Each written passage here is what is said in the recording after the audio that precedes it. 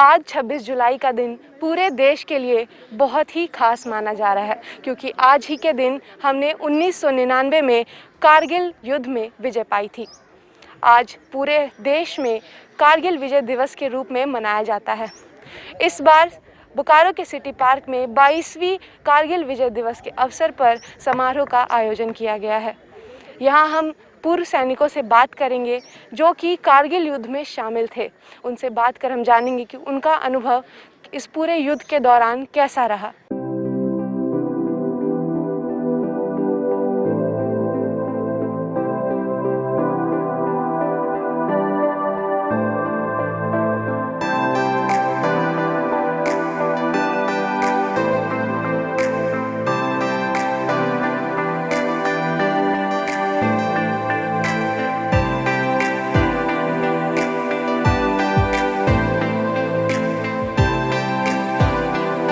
आज हम लोग कारगिल दिवस मना रहे हैं।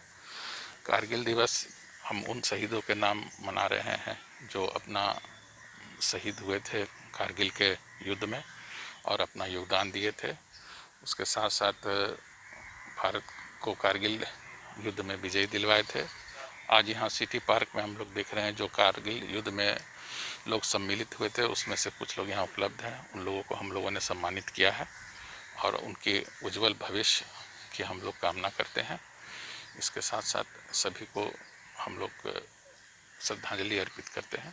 इस अवसर पर देश के युवाओं को आप क्या कहना चाहेंगे? देश के युवाओं को हम लोग कहना ये चाहते हैं कि हम लोग सैनिक का जो 3 विंग है, हमारा सैनिक का एक थल सेना, वायु सेना और जल सेना, तो तीनों में लोग अपने अपने तरीके से लोग जाएं और लोगों का रुझान थोड़ा सा घट गया है, तो हमारा यही अनुरोध रहेगा युवाओं के लिए कि वे ज़्यादा से ज़्यादा संख्या में जाएं और देश की सेवा करें। पर आप बतौर पूर्व सैनिक लोगों को क्या कहना चाहेंगे?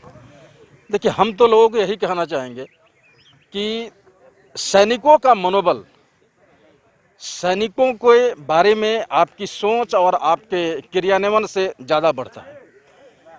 सरहद पर खड़े सैनिक अपने देश की हर नागरिक की रक्षा के लिए अपना सर्वस्व बलिदान करने को हमेशा तैयार रहता है। तो उन सैनिकों को भी ये पता चलना चाहिए कि हमारे देश के नागरिक हमारा भी सम्मान करते हैं।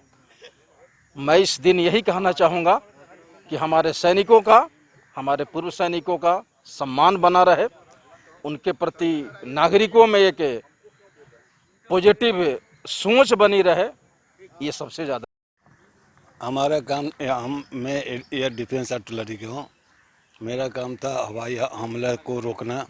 उस समय हवाई हमला कोई रोका नहीं, हवाई हमला हुआ नहीं, तो हम लोगों ने वो फोर्स को पूरे सपोर्ट किया। सूबेदार सुरेश प्रसाद, मैं इंडियन आर्मी से हूँ और कारगिल युद्ध के समय पाकिस्तान जो हमारे भारत में एक विश्वासघात किया था, एक चुपके से जो अटैक किया था, हमारे तीनों सेना ने उसका मुंह तोड़ जवाब दिया। उस समय मैं बबीना में पोस्टेड था, हालांकि हम लोग का जो डिप्लॉय था राजस्थान था। तो हम लोग जैसे मतलब कि ये अटैक हुआ था, हम लोग सारे अपने अपने जो सभी का एक डिप्लॉय पोजीशन होता है, हम लोग सारे उस जगह में चले गए और जो हम लोग को जवाबदारी दिया गया था उसको फुल जोश के साथ में उसको किए। हम लोग ऐसे आर्मर्ड जो कवचित टैंक है उससे हम रिलेटेड है। मैं भारतीय नौसेना से सेवानिवृत्त हुआ हूँ 1999 में। जब ये कारगिल हुआ उस समय मैं भारतीय नौसेना पोत तारागिरी में एम्प्लॉयड था और हमारे जहाज़ वेस्टर्न पैसिफिक में पूरा रेडी था कि कभी भी कुछ हो हम लोग बढ़ चढ़ के मुँह तोड़ जवाब देने के लिए उन लोगों के लिए तैयार थे। Ex army captain BN Pandey, मैं कारगिल युद्ध के टाइम उधमपुर में पोस्टेड था। वहाँ हम लोग टेक्निकल सपोर्ट के लिए जो है, जो कारगिल में जो अपना बफोर्स तोप था उसकी बैरलें जो है बार बार चेंज होती थी, वो हम लोग नाइट में रात कर। मेरा नाम गंगेश्वर तिवारी है, मैं नायक से आया हूँ और कारगिल युद्ध में कासवाल बॉर्डर था, उस पर मैं टैंक चलाता था। तो पाकिस्तान से 1.5 किलोमीटर की दूरी पर हम लोग कारगिल युद्ध के टाइम में टैंक लगा दिए थे। हम लोग 2 महीने से बॉर्डर पर थे। तब उसके बाद जब विजय हासिल हुआ, तब 25 जुलाई को हुआ था 99 में, तब हम लोग 10 दिन के बाद फिर बॉर्डर से रिटर्न हुए थे। मैं भारतीय वायुसेना में था और उस समय मेरी सर्विस के मात्र 4 साल हुए थे। जब मुझे मौका मिला था इसमें भाग लेने का।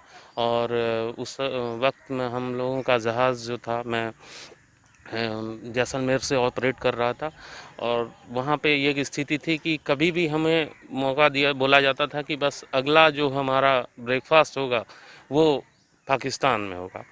तो ये हम लोगों के अंदर इतना जोश भरा रहता था कि हम लोग पूरी रात, पूरी 24 घंटे हम लोग तैयार रहते थे कि कभी भी हम लोग को कहीं भी आगे मूव करना हो तो। राजीव कुमार, भारतीय नौसेना से सेवानिवृत्त हूँ। मैं उस समय बम्बई में पोस्टेड था भारतीय जलपोत पे, और मेरा पोस्टिंग जहाज़ हमारा गुजरात एरिया का पेट्रोलिंग में था। तो पेट्रोलिंग करते थे तो उस समय तो अनुभव हम लोगों को ज़्यादा साझा नहीं किया जाता, टॉप सीक्रेट मैटर होता था, लेकिन इतना जोश था कि कभी भी कुछ भी हो सकता है। तो हम लोग पूरे मिसाइल के साथ में जहाज़ में अटैक करने के लिए रेडी थे, और हमारे साथ और भी जहाज़ थे।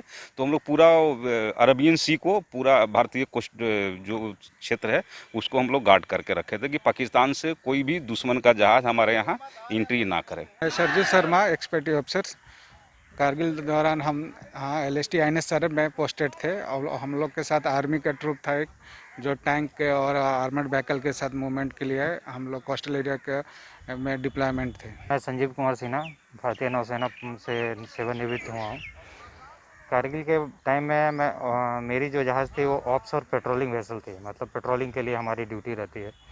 तो कारगिल के टाइम जब हम सूचना मिली तो हम लोग गुजरात के कोस्टल एरिया में चले गए, वहाँ पोस्टिंग, मतलब वहाँ जहाज़ चला गया, और हम लोग कंटिन्यूस तैयार रहते थे कि जब यहाँ से हमें बोला जाएगा मूव करेंगे, या फिर रात के टाइम मूव करते थे। हमें नहीं मालूम होता था कौन सा एरिया में जा रहे हैं।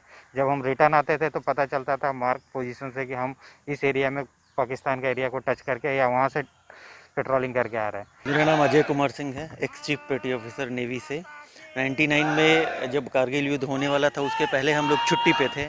अचानक छुट्टी कैंसिल हो गई हमारी, पता चला कि 99 ऐसा कुछ युद्ध हुआ है। हमारे लिए एक नया एक्सपीरियंस, नया जोश था।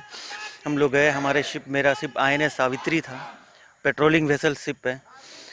उस शिप में जाते ही हमारे शिप को भेज दिया गया श्रीलंका बॉर्डर, अंडमान निकोबार, जो समुद्री रास्ते हैं जिधर से दुश्मनों का आने की आशंका रहती है, उस समुद्री रास्तों का रक्षा करना, सुबह से शाम तक 24 घंटे अपने अपने स्थानों पे ड्यूटी करना, और सुरक्षा को गहरी नज़र रखते हुए कि कोई भी बाहर के एलिमेंट हमारे देश में ना घुस पाएँ। युद्ध के वक्त किस तरह का जोश रहता है, आप इन सैनिकों को सुनकर समझ ही गए होंगे। यूं ही हम आपको अलग अलग जानकारियां देते रहेंगे, बने रहे हमारे साथ। मैं प्रियंका, बोकारो न्यूज़।